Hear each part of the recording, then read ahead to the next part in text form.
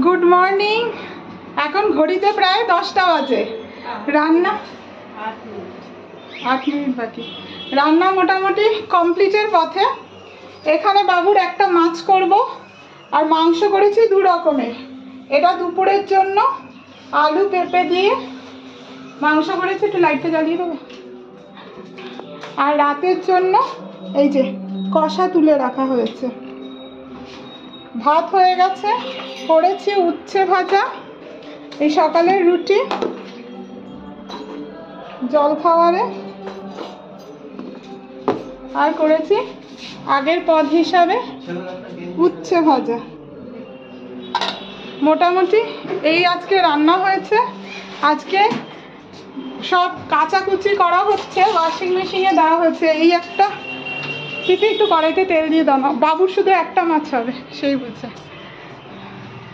এই যে ওয়াশিং মেশিনে সব কাচতে দেওয়া হয়েছে, সব জল ভরে, কারণ ওয়াশিং মেশিনে কাচার পরেও না সার্ফে দিয়ে থেকে যায়, ওর জন্য একটু জল দিয়ে ধুয়ে মিললে সুবিধা হয়। জলও ভরে দিয়েছি।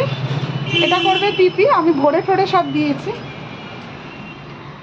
স্নান করে ঠাকুর দিয়ে তারপরে পার্লারে নামবো। আজকে নিচে একটু লোক ছিল সকালবেলা, নিচে করে তারপরে উপরে এলাম। আজকে দেরি হয়ে গেছে। এই যে বাবু এইমাত্র খাওয়া শেষ হলো যুদ্ধ করে, এখন বাইক চালাচ্ছে।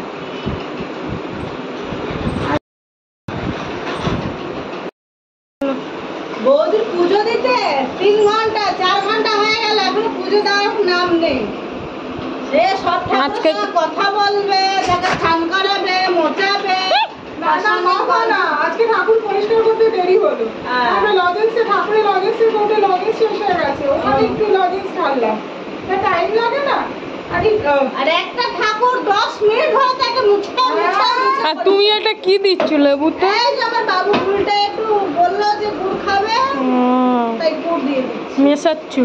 হ্যাঁ, লেবু টক হচ্ছে না? না না টক না, ও গুড় দিয়ে লেবু খাবে। তো খাক একটু। তুমি খাওয়া শিখিয়েছ? হবে তুমি খাওয়া শিখিয়েছি। আপনারা কমেন্ট করে বলুন এটা ঠিক করছি না ভুল করছি। তো কখন ধরে এটা সেলুটেপ লাগিয়েই যাচ্ছ, তো লাগিয়েই যাচ্ছ। না নালে ওর বুকে কেটে গেছে, হাতে কেটে গেছে। এটা কে কিনে দিয়েছে ওকে? বাবা বলে জিজ্ঞাসা করি, দাদা এটা কে নিয়ে আসছে? দাদা সারা জিজ্ঞেস করো কে দিয়েছে।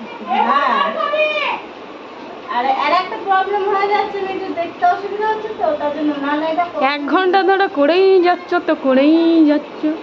না ধরে ধরে করলে যদি আবার কেটে যায়। অর্ধেক সেলুটেপই শেষ করে দিলি। অর্ধেক না, মানে আর একটুখানি। এটা চোখের মেকআপের দিন।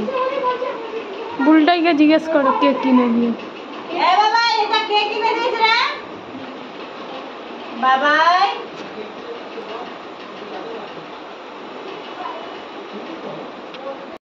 এখন 3:30 বেজে গেছে। এই জামা কাপড়গুলো এখন ভাঁজ করছি, এখনো দুপুরে খাইনি। আর এই পিপি বারান্দা থেকে জামা কাপড়গুলোকে, যেগুলো আধ শুকনো আছে, এই গরমে আর আধ শুকনো না, সবই শুকনো, আগুন বেরোচ্ছে জামা কাপড়ের গা দিয়ে। এগুলো বাইরে একটু মেলে, মানে ভেতরে যেগুলো অল্প অল্প একটুখানি ভেজা আছে সেগুলো ভেতরে মেলে, আর এগুলো আমার ভাজের জন্য। এগুলো ভাজ করে তারপরে খেতে বসবো, কারণ খেয়ে দেয় না এই কাজ। এই সমস্ত কাজ সেরে এখন প্রায় 5টা, এই এখন নিচে নামছি। আবার সন্ধ্যা দিতে একবার উপরে উঠবো, তখন একটু বাবুকে পড়িয়ে নেবো, তারপরে আবার পারলে। আমি ভাবছি চিয়া সেট খাবো আমার পুরি কমানোর জন্য। খেয়েছে জল এক ফোঁটা খাইনি। তোমার কটায় যাওয়ার টাইম, আর তুমি প্রত্যেকদিন কটায় যাও সেটাও বলে দাও। এবার রোজ রোজ আমি ওকে পিঠে দুঘা দেবো, তাহলে 9টায় যাবো। প্রত্যেক দিন বেরোয় এরকম টাইমেই বেরোয়, কিন্তু 9টায় যাওয়ার টাইমিং। আর কি পিপির বাবুর পেটই ভরে না, পেটই ভরে না। হ্যাঁ আমার খালি লাগে, তো আমি খাইয়ে যাবো না। রাত্রি হলে তো দম মেরে বসে থাকবে। আজকে তো তিনবার ধরে খামনা করছি। আর কি বলবো, কিছু বলার নেই। রোজই একই চিৎকার করি, একই টাইম খাওয়া দিয়ে রোজই বলে তুমি চলে যাও, আর খাবো না, তুমি চলে যাও, আমি আর পিপি ধরে বেঁধে খাওয়াবে। Good night. সাবধানে যেও। দরজা পিচ্ছে আমার মুখে তোর মা ডাকছে।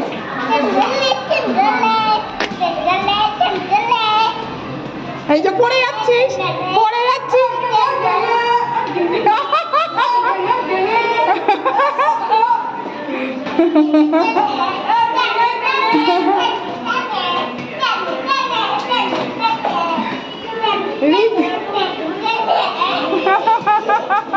এই দেখ, কালকে শরীর খারাপ হয়েছে।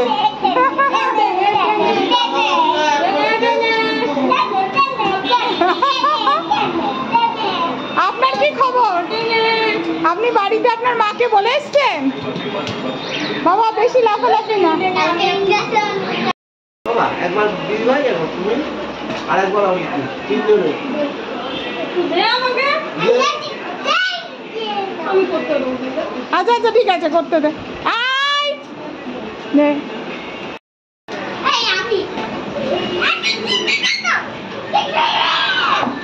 বাবুলটাই লাগে না জানো। আরে আপনিও না কি সব কথা করে যাচ্ছেন যে আমিও এই গ্রুপ করছে ভয় পাই না।